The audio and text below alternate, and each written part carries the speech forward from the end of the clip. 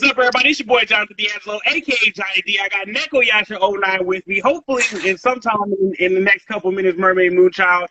And you are tuned into another Blurred View session. And today, tonight, tomorrow, if you're cheating on your girlfriend, if you at your stepmom's house sniffing her panties, wherever you at, we got to talk about Suicide Squad versus The Suicide Squad. And we are going to get in depth. We're going to break it down movie to movie, director to director, and character to character, because both movies had the same characters.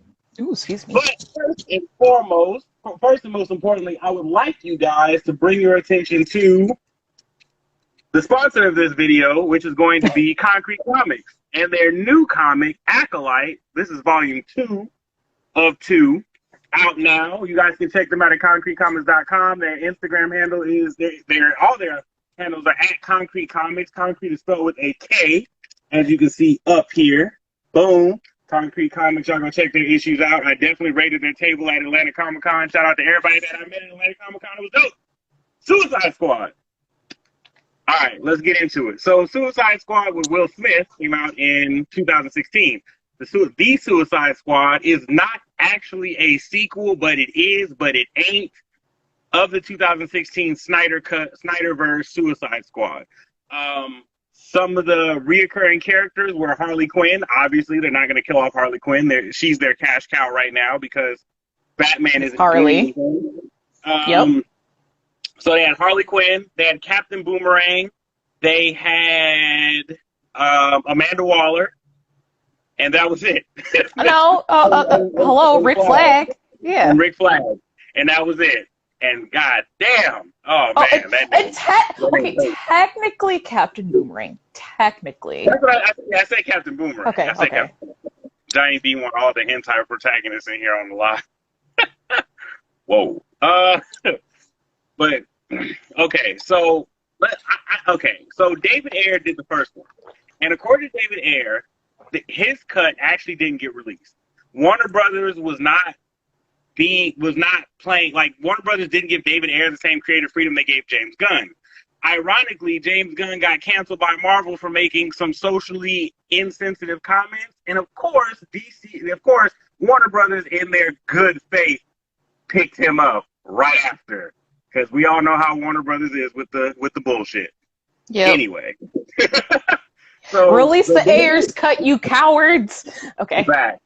David Ayer said he had enough movie to not only have a Suicide Squad movie, but a Harley Quinn and Joker movie. But the reason why you guys haven't seen Joker in Birds of Prey or The Suicide Squad is because Jared Leto's contract was up. There was a conflict with contract negotiations. He wasn't invited back. And because Joaquin Phoenix's Joker movie did so well.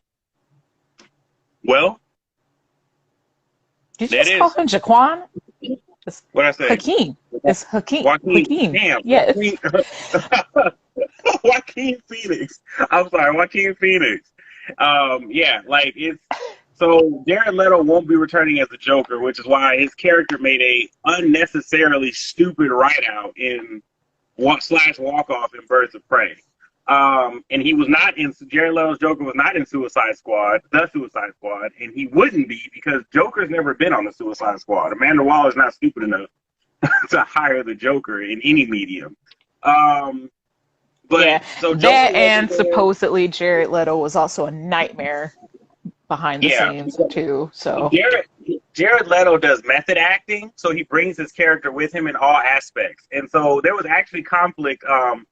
Jared Leto and Denzel Washington recently had a movie together. And there's an interview where they were talking about Jared Leto's method acting in that interview with Denzel Washington. And Denzel Washington was not for Jared Leto shit. That movie also released on HBO Max through Warner Brothers. But yeah, there's like Jared Leto's method acting. That's why Will Smith didn't want to come back as Deadshot. That was one of the reasons why Will Smith didn't want to come back as Deadshot. So no Deadshot. But if you want to break down character for character, bar for bar, let's talk about the leaders of the squad. So Rick Flag was the same character, same dude, same actor and everything. Amanda Waller, obviously the queen actress herself, Viola Davis, same Nailed exact it character. once again. Nailed it once again. So instead of Deadshot, we had Bloodsport. Now, Bloodsport is actually 3 people in DC Comics, and the one they originally his character, the character that they chose for this movie, they reinvented. His original character was a he was a mentally ill assassin hired by Lex Luthor to kill Superman. And he was a fanatic, and he was obsessed with the Vietnam War, even though he never served in the Vietnam War. Lex Luthor tried to hire him to kill Superman. Lex Luthor's plan backfired, and Luthor and Superman had to take out Bloodsport. And this one, they retconned it to make Idris Elba a deadbeat dad, because, you know, black men can't never be fathers. Yep, apparently. Anyway. And that's just a DC thing. Yeah, and Bloodsport was in jail for trying to kill Superman, which we won't see because they discontinued Superman in the cinematic universe for now. But which that's the I would look forward to, because he almost did succeed killing him. So, spoiler alert, the reason he was in there is because, you know, nothing can kill Superman, but he came close to killing Superman because he shot him with the perfect size kryptonite bullet. Yeah. And so Bloodsport and Deadshot are literally the exact same character. They both are assassins. They both are deadly with any firearms. They're both black. They both have beards that connect, that don't connect. Like they're the exact same character. They're both dads with they're both single dads with daughters whose mothers are like Bloodsport's ex-wife is dead, and Deadshot's ex-wife is a junkie. That's the only, like, of course, DC always has to make the black woman dead or a junkie. Black Lightning. Anyway. Flash, what? Black. It always goes back to CW. But the characters are the same, I think, man. I felt like they were the same. The only difference was Bloodsport was a deadbeat dad, and Deadshot was a really good dad. Okay, but to be fair, based off the dialogue he had with his daughter, it looks like the chick didn't even, like, tell him until, like, last minute. And he was like, yeah. He's like, he even said, I didn't want to be a dad. And she sprung it up on me. So, yes, he's a deadbeat, but I don't blame him. Like. Yeah. I mean, But I mean, yeah, I get what you're saying, because, like, he did have his daughter by accident. But it's like, the characters are exactly the same. The characters are exactly the same. There's literally the attitude Deadshot had and the attitude Blood. They literally told Idris Elba, I want you to be exactly what Will Smith was in Suicide Squad. But you're not him. And that's... And have more of an attitude problem, because he did have a little bit more of an attitude problem. A little bit. But they were the same character. Yeah. Harley Quinn was the obvious. I'm not going to touch on same characters. Well, Captain Boomerang, rip to that guy, he fucking died. Bro, I was legitimately upset. So basically, you see this montage with a whole bunch of people for Task Force X. And then you learn that they were only one half. Mauler made 2 different sets of task force teams. And Captain Boomerang was on the throwaway team. But what pissed me off was, like, Mongal was the reason why he died, because she blew up a helicopter that killed her and him. What makes no sense is that Mongal is about as strong as Superman. Why did she die? Why did she... No. Second of all, why did she struggle to take that plane down? Right. And then died. I was like, that doesn't make any sense. Right. Like, she shouldn't have died, period, because it's just an explosion. Yeah. Like, she's immune to shit. Like, her dad is Mongol, her dad is Mongol, who is the ruler over Warworld. Mongol can take Superman. So the fact that Mongal died in a helicopter didn't explode, it fell on her. I'm like, that doesn't make any sense. Like, what was that? So I thought that was stupid, and that killed Captain Boomerang, which I also thought was stupid because Flash hasn't even had his first movie yet, and one of his major rogues is dead. Right. Wow. So hopefully the Flash movie explains some stuff. Yeah, something. And then, so Captain Boomerang is dead. Mongal died. We had Merle / what's his name from Guardians of the Galaxy? Yeah. What's that actor's name? I can't think of his name, but he died. Like they that whole squad died. But it's like Javelin died. What's his name? Pete Davidson's character died. It was just like they all died. Like 8 people died. Also, can we talk about how Pete Davidson's character was a bitch? Whole bitch. Like, he's scared of werewolves and he ain't loyal. And then Weasel was just... I'm not gonna lie, I called Weasel coming back because I was like, ain't nobody gonna like check this dude for CPR. Yeah. he came back in the end, but like I guess okay. So the final team was B Squad, basically. Yeah, and then like okay, so what was the name of the guy that could detach his arms? TDK. Yeah, TDK. TDK. Which that was like, and I don't know if you guys realize, but if you look at the Suicide Squad, most of them are Batman's rogue gallery. They're Batman's throwaway rogue gallery, except for King Shark, who belonged to Aquaman. And he wasn't even actually Aquaman's enemy for real. Like, not really. He's not even really a villain. He actually is ruler of his own kingdom underwater. Mm-hmm. But King Shark and Killer Croc, same character. Except Killer Croc wasn't stupid. Yeah, I kind of hated how they really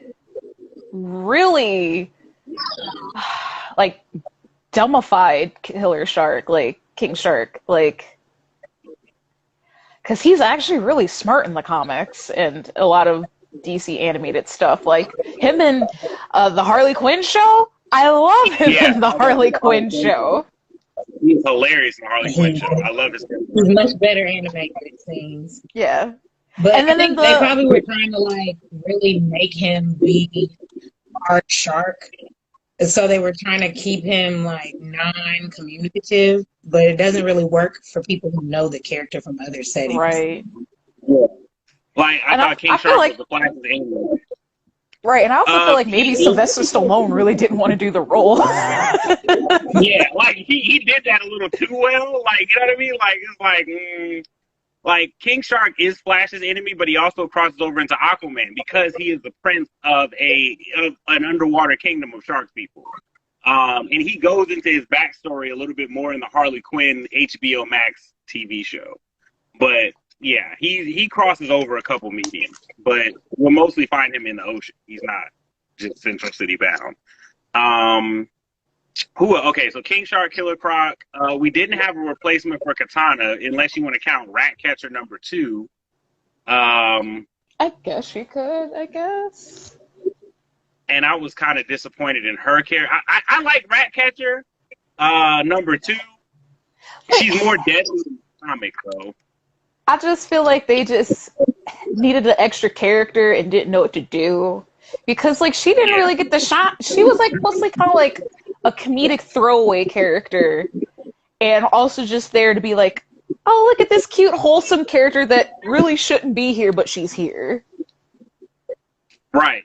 And then I feel like they gave her a lot of backstory, though. Like I feel like they're building her character up for something more because I think they made her character likable enough because at the end of the day, she controls rats. Like for people who don't know her, you have to soft introduce a character whose whole power is mind controlling rats, which is terrifying, by the way. Like that's still terrifying. And then you had you had Katana the Ratcatcher, and then you had Diablo. You had the Polka Dot Man Diablo the Polka Dot Man. Polka Dot Man was hilarious, but if you I love Polka Dot Man. I love Polka Dot Man. He's one of Batman's very early villains. Him and Condiment King are one of Batman's very early villains. I think they were introduced in the 40s. And Polka Dot Man's powers was that he did throw polka dots.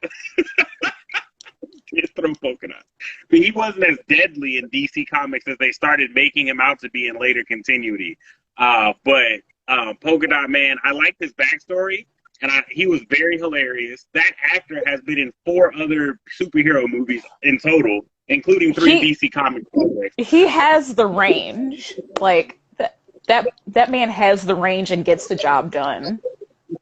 Yeah, he did a very good job of balancing like mentally unstable, but also extremely hilarious. Like you didn't mind laughing at his thing. Like he was a very soft boy.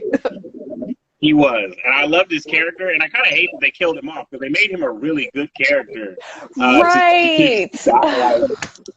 And I get that it's Suicide Squad and anything can happen, but it's like DC can't afford to just kill off characters. DC said they only have time to write so many stories, okay? We got to get rid of them. We have only this much money, so here you go. And then we had Peacemaker. And John Cena was more quotable. John Cena the fact that he did not do it when he was in the dance club really upset me. I was so mad that he did a whole dance. And then I was so upset. Come on, like, no, you're not gonna give it to us. Like between him and Dave Bautista as Drax, like the most quotable shit ever. It's like starfish is a slang term for butthole. You think there's any connection? You see, I had to quote that on Facebook too. Super quotable. I love peace with all my heart. I don't care how many men, women, and children I have to kill to get it. Like, whoa, hold on. Whoa. It's like, why are you wearing tidy whities? Why not? Like naked in the jungle wearing tidy whities. Could you imagine just walking down the street and seeing your car being used as a shield by the Hulk? Yeah. God, I'd be like, well, my insurance cover that. Does that count as an act of God? But I think that when it comes down to the Suicide Squad, truth be told, right? And then the villain was Starro. The villain was a couple people. It was the Thinker, who was the Flash villain, and it was also the general of Corto Maltese, which is a huge DC plot point, like fictional country in all of its main continuity. But then Starro was the real. The answer. I mean, was the Thinker even really a villain here? Like, I feel like the Thinker, him being a villain, seemed like you just had to know he was a villain. He was more so just there. He was more like, kind of like how Lex Luthor was to bring in, what's his name in the movie, just to make, oh my God, I'm blanking on what freaking anime they had. Doomsday, yeah. He's kind of like what Lex Luthor did the Doomsday. He was just there to bring in, like, the main big antagonist everyone was going to band together for. And you know, my thing is this, like, I don't even see Starro as a villain because he kind of like, like his villainy was random, I feel like. His villainy was random. He was captured in space by America, of course, and they experimented on him for years.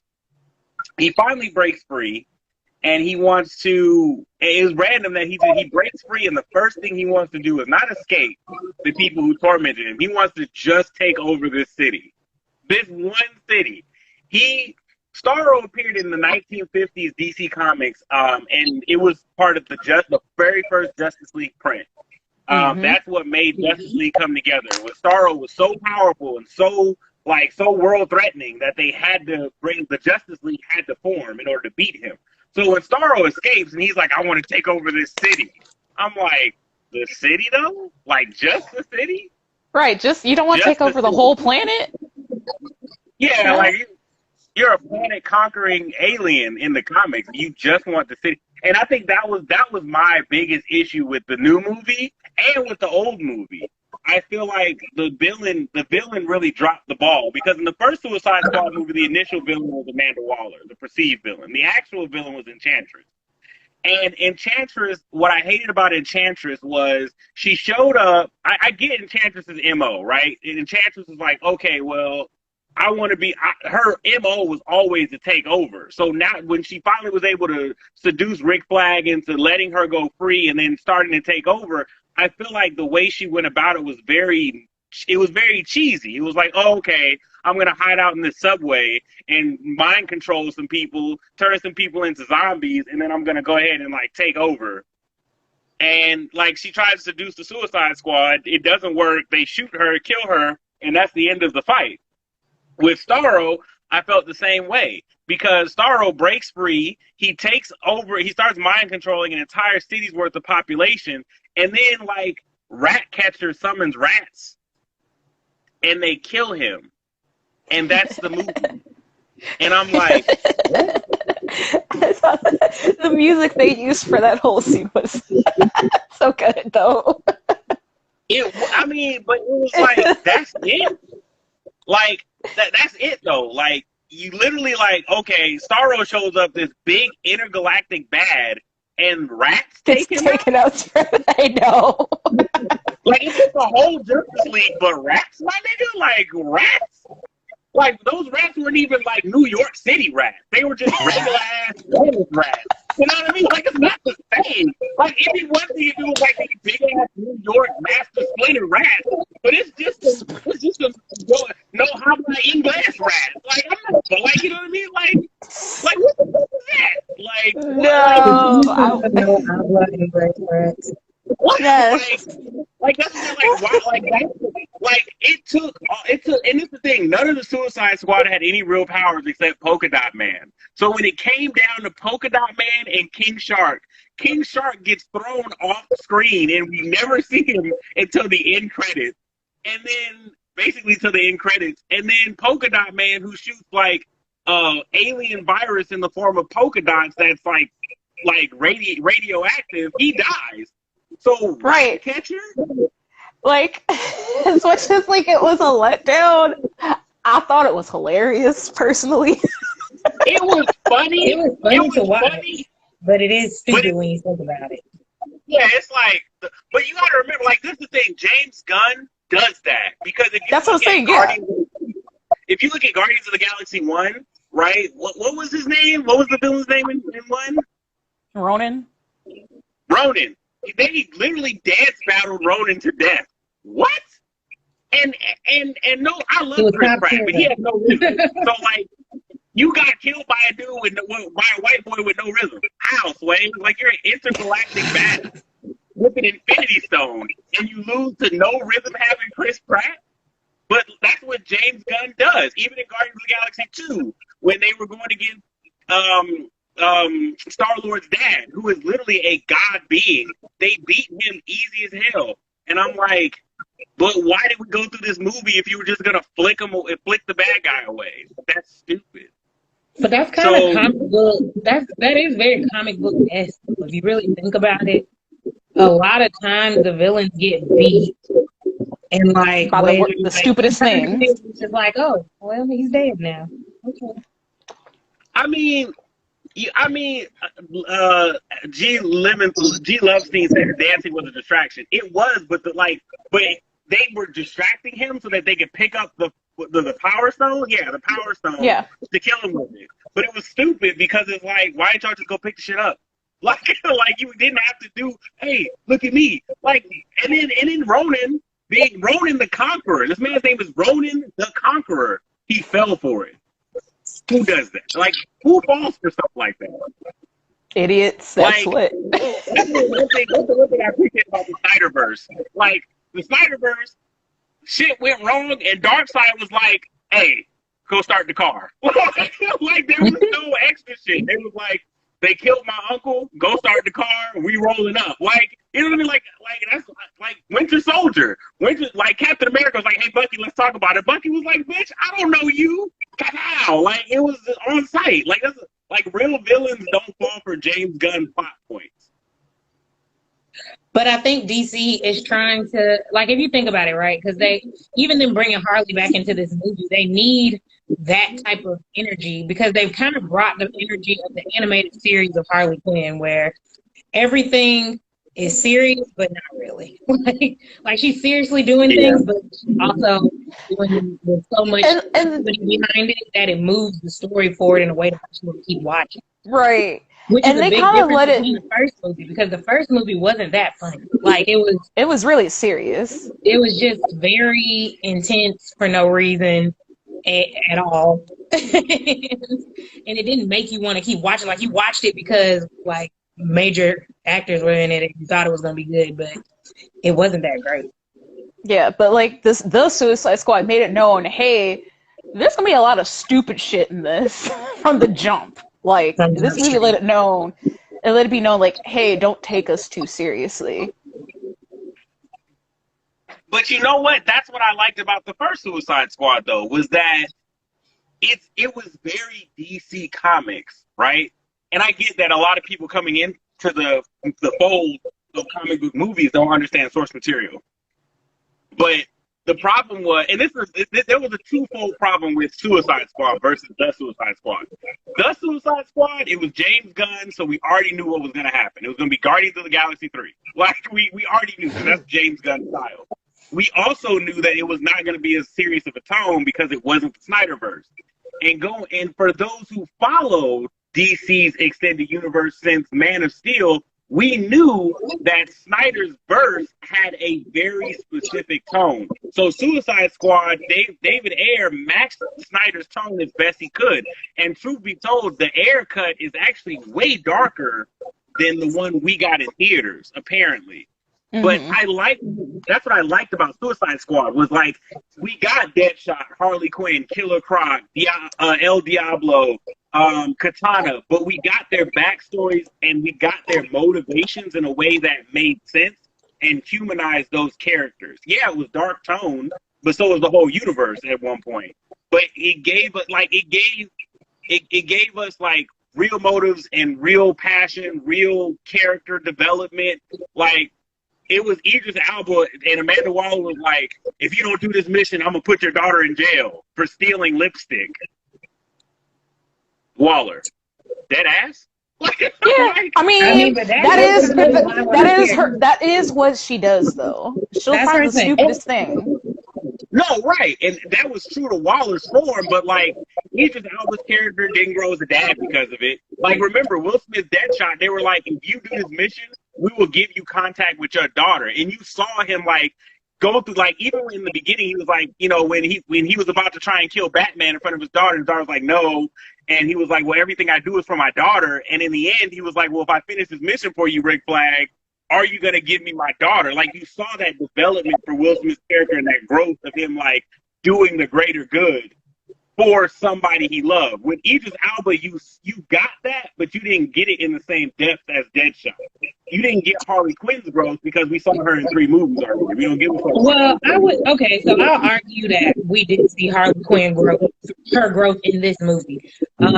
G Lovestein, I'm sorry if I'm pronouncing that wrong. I don't know which version of Steinstein you got going on. But like, even with her killing the first president, that was Harley Quinn growth. Like, in the most silly way you can think about it. That was Harley Quinn growth. Because normally that speech was great. Mm-hmm. That speech was amazing for Harley Quinn. And what I was trying to say about the comment was that he said that, you know, he liked that they didn't use Harley Quinn so much in this movie. They just used her the right amount. And I agreed, because Harley Quinn's a little oversaturated in the DC universe, because she's about the only character they got that is super likable, honestly. True. So they have overused her, and they didn't do a great job of using her in Birds of Prey.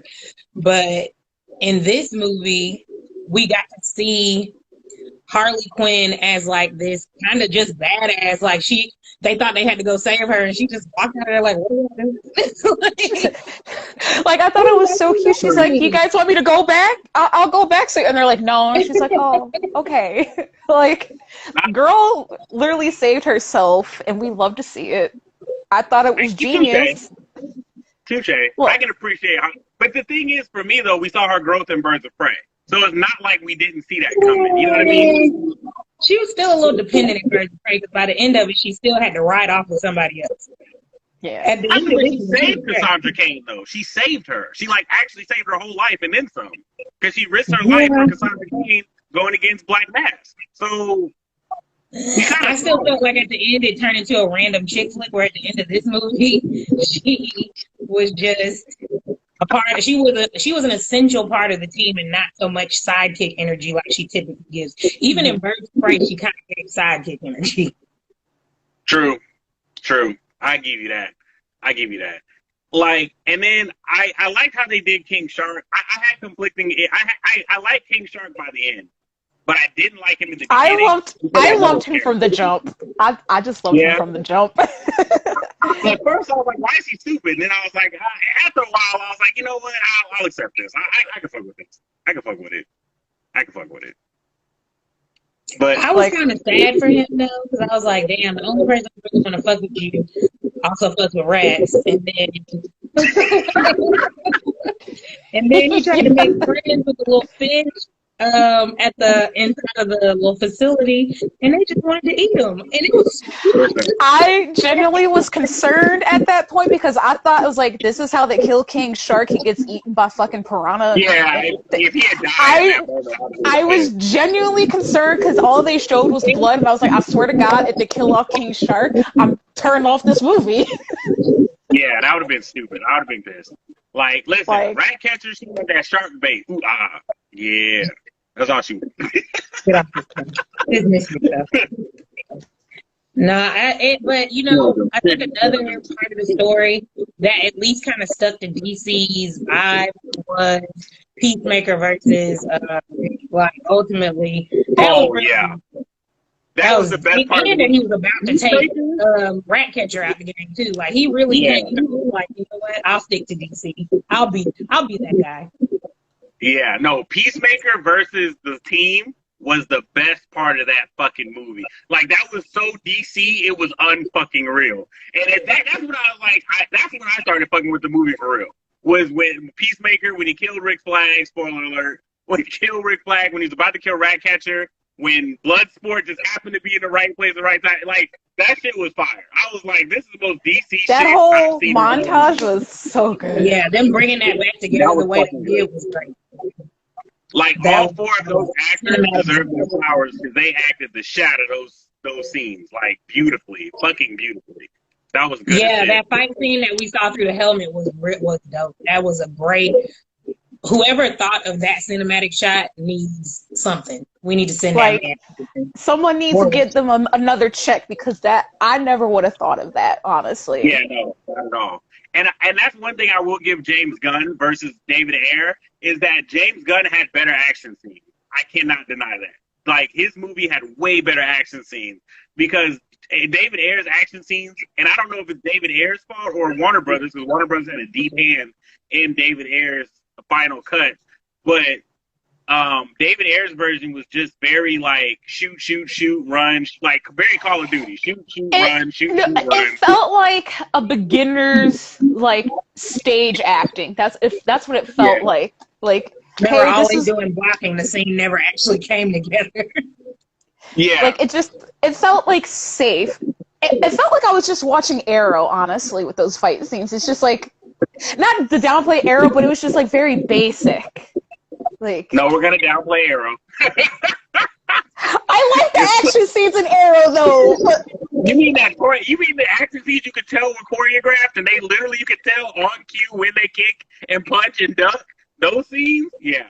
That was Ayer's cut. No, that makes me think about even like in Birds of Prey with when Harley Quinn was like breaking out of that jail or whatever. And in one of the scenes you literally see the guys just waiting for her to turn to them for them to start fighting. They just watch her fight the other guy, and then she turns and they start fighting. I was like, who directed this scene? This is stupid. Why are they stupid? Why would they kick her ass while she's fighting this other person? I'm so confused. Right. And that's what James Gunn does a really good job with fight scenes. And he used all the elements of all the characters and their powers to bring action scenes together. And that's what I like the most about this movie. And like he used their personalities as weapons in the fight scenes as well. And David Ayer's Suicide Squad did not do that, except with Amanda Waller, of course. Like, wait, can we talk about how they fucking whipped the shit out of Amanda Waller? You know what? I'm not gonna lie. I've been going back and forth about that for a while now. But I actually appreciate the fact that she had opposition in her own camp. I actually appreciated the fact that, like, because in the first Suicide Squad, she just killed everybody, and it's like, but in this one, you know what I mean? She was like, these motherfuckers. Like, I actually appreciated the fact that they, like, I was expecting her to kill them in good Waller fashion. When she found out that when she came to and she found out that they betrayed her, but when she didn't kill her staff, I was like, this is interesting. This is a turn of events. Like, it's probably because they wound up saving the world. She's like, I guess I can't kill them now. Yeah, like you can take the credit for their judgment call, and maybe she gained a little bit of respect for them. Who knows? Yeah. So I did like that. I did appreciate that. I think she took that fucking 9-iron and was like, boop. It was a thud for me. The way she hit the floor, I was like, oh. Like, she hit the floor like one of them old black ladies in church catching the Holy Ghost. It was just boom. God damn.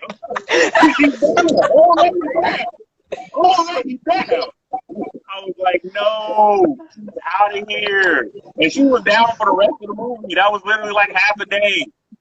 Like, that shit was wild. But I think, okay, so I like the fact that this movie wasn't dark.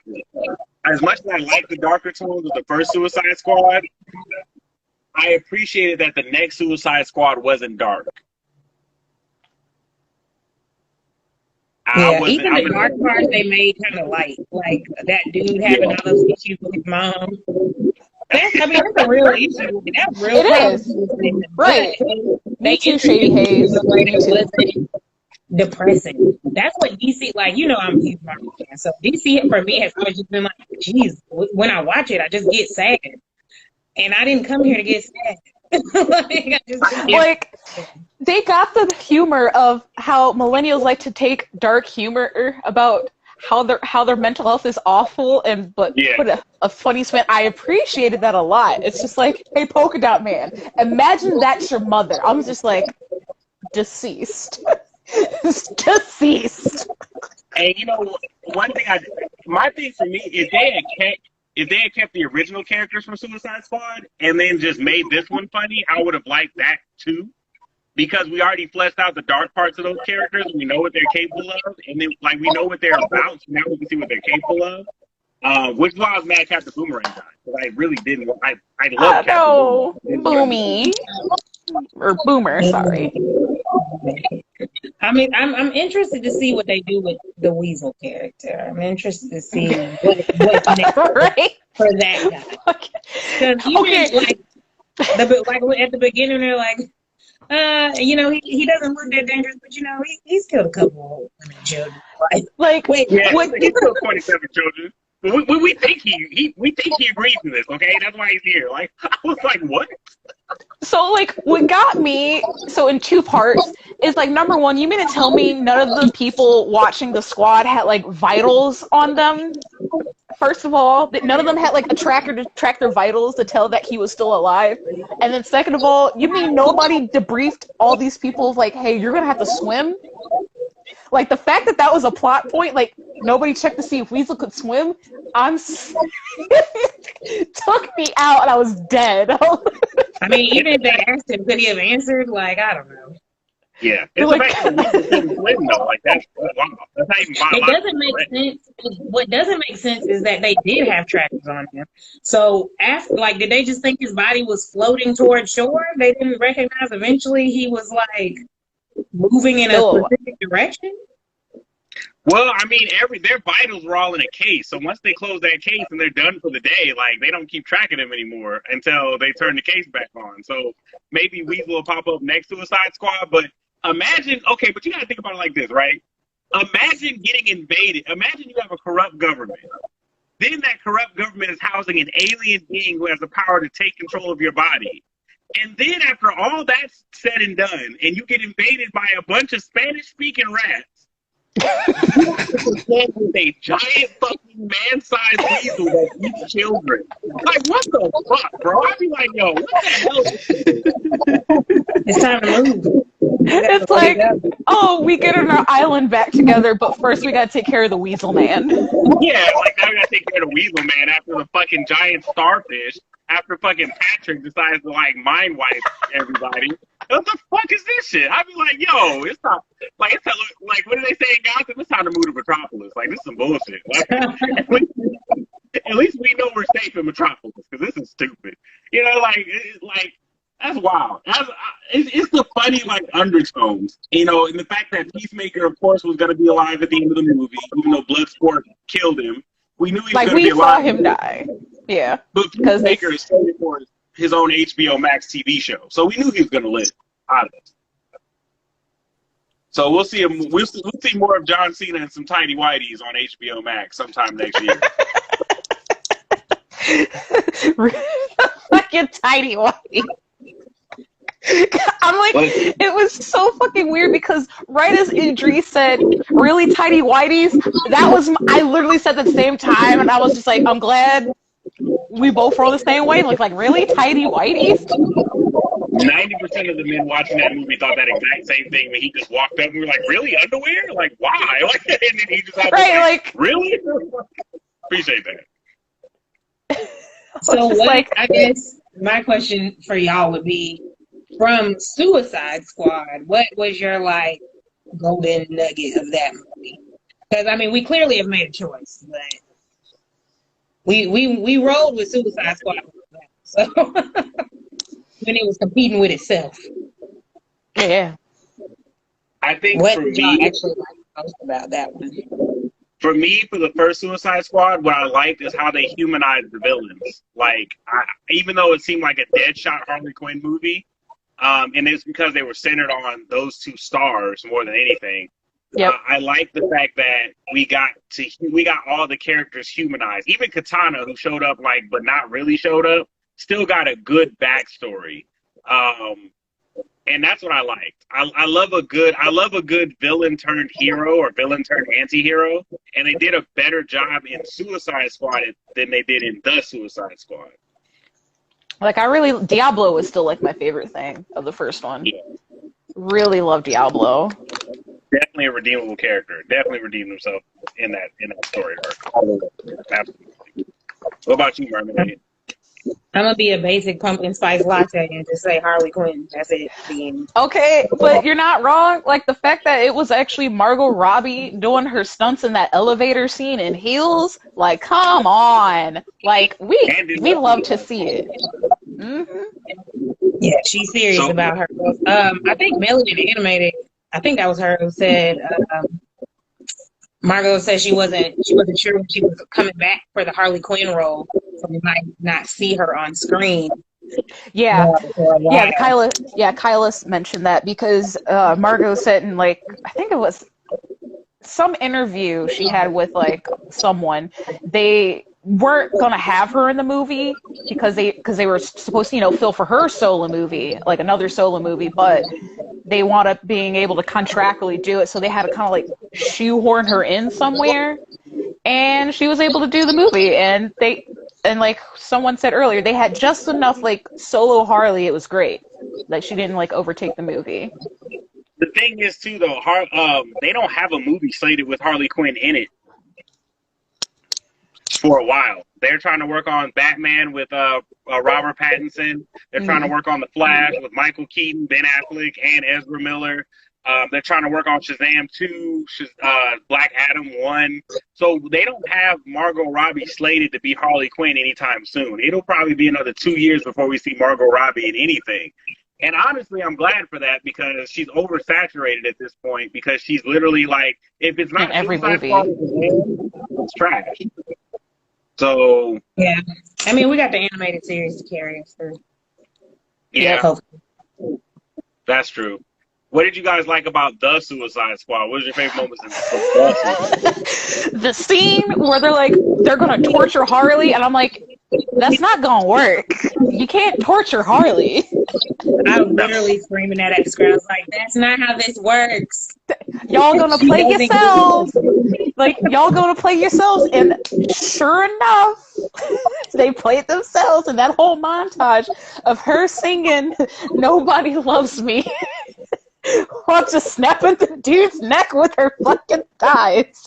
And then just fucking using her gymnast abilities to fucking unlock herself. And then grab an Uzi, grab another Uzi, and go pop, pop, pop. I was like, I love this. I absolutely love this. Fun fact, Margot Robbie did that entire scene herself. Yep, she did her own stunts. She deserves her flowers for certain.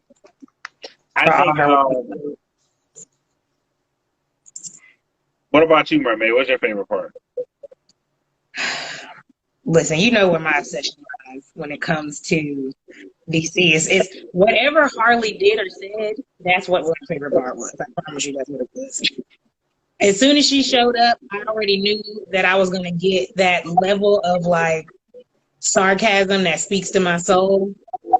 But I think I actually, one of my favorite things is when they're in the building and it's Harley, Polka Dot Man, and Idris Elba, and the bus driver. Milton. Milton. Oh my God, Milton. He was so fucking funny. He's like, Milton's dead. Who is Milton? Okay, literally me, when I saw Milton go in the building, I was like, no, Milton, why are you going in the building? Stop, Milton. And then they killed Milton. I was like, Milton, no! And Polka Dot Man's like, Milton. I'm like, thank you. Somebody besides me cares about Milton. Milton said he was down for the motherfucking cause. Okay, Milton was. He was, because he thought he was liberating his country. He had no idea what the fuck was going on after they took over the Capitol building, and I was like, I didn't even realize, like, and just like the characters, like they were like, Milton got out of the car. Like, it was right there. We watched him go in the building with them. I forgot he did that until I saw him in that office scene. I was like, where the fuck is Milton here? And then the fact that Milton didn't just, like, he didn't die in vain, because even before the movie ended again, Harley was talking to Idris Elba's character, and she was like, listen, Milton, I can be your friend. It's like, that's not my name. Not my name. Like, not my name. Like, that was like, damn Milton, goddamn Milton. My boy Milton. R.I.P. to Milton, man. R.I.P. Milton. He was for the cause. I think that my favorite character was, I loved Ratcatcher's acting. I love Polka Dot Man. Just like Shady Hayes said, I love Polka Dot Man. I love Polka Dot Man. It was like, I remember how trash he was as a character for, like, since the 40s. So for his character to get some actual shine was cool. And then for it to be a good moment for his character, I was like, I fuck with him. Somebody's going to cosplay him as the next Khan. I might do it. But do it. You just need a white jumpsuit and paint some polka dots. That's it. That's it. Like, Polka Dot Man is my hero. He that's all he wanted to be, was a superhero. He finally was, like, in the last moments, he died being a hero. The MVP of the movie was Polka Dot Man. MVP. Like, MVP. Just like Diablo was the MVP, Polka Dot Man was the MVP. And so Peacemaker is going to set up the rest of the universe along with the Flashpoint movie that nobody asked for. It's like, how we start with the first Flash movie is the fucking Flashpoint. Like, what? And I think that, I don't know. I can't speak on DC going forward. Fresh Dreams was like, Fresh Dream 88 was like, why don't we just scrap the whole universe? I don't disagree. I feel like what should have happened, I feel like they should have let Snyder finish his shit, even if it was on HBO Max, and then start their cinematic universe over with Robert Pattinson's Batman. Which, the irony is, Robert Pattinson's Batman has the same tone as the Snyderverse. So it's like, okay. But heck, can we just restart it with just Shazam being the starting movie? Because God, Shazam was so good. Because truth be told, I still stand by what I've been saying for years, that they should have started this. Like, they should have let Snyder finish his shit and like let his vision go, and then started, because Snyder said that he ended his universe in a way that would have rebooted the universe in the first place. So I would have just let Snyder do his shit, collect the revenue from that, and then I would have just started over with Justice League Dark.